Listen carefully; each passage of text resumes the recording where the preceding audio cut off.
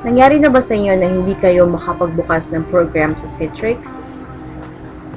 Panoorin ang halimbawa na ito na maaari nating subukan sakaling hindi tayo makapagbukas ng program. Magbukas tayo ng Citrix window at ilagay ang ating user ID at password.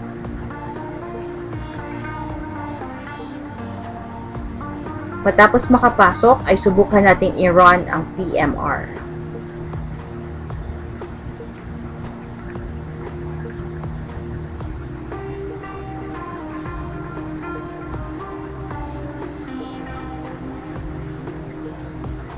Mapapansin na sa halimbawa na ito ay lumabas ang Unable to Launch Program message box. Para sa gantong problema, mag-log off sa Citrix,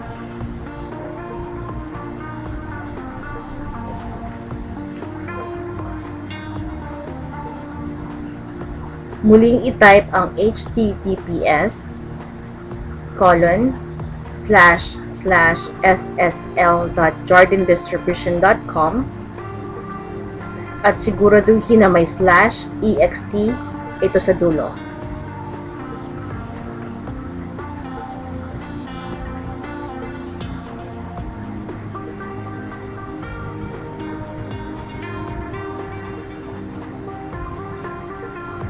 Matapos itong gawin ay muling mag-login sa Citrix at i-run ang PMR.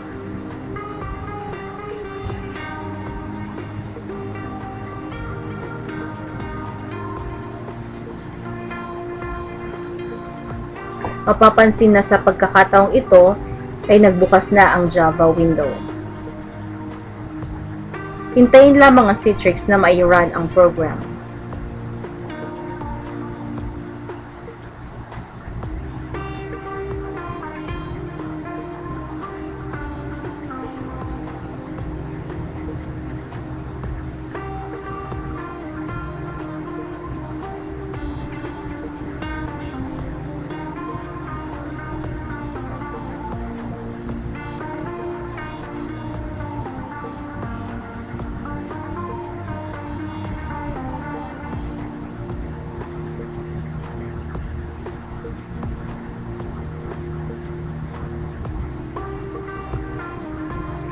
Matapos ang ilang segundo na paghihintay, ay maaari na nating gamitin ang PMR.